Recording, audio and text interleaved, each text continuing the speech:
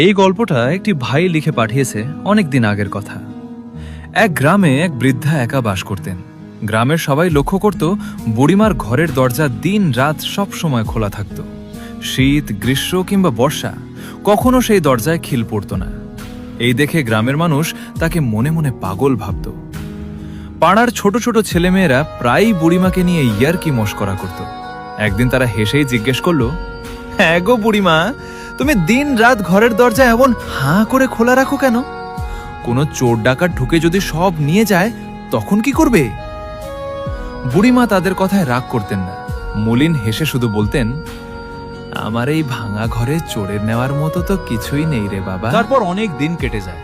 একদিন হঠাৎ করেই বুড়িমা মারা গেলেন। একা মানুষের ঘর, তাই গ্রামের লোকজন ধরাধরি করে তার শেষকৃত্যের ব্যবস্থা করল। এরপর সবাই মিলে কৌতূহলবশত বুড়িমার ঘরটা একটু পরীক্ষা করতে শুরু করল।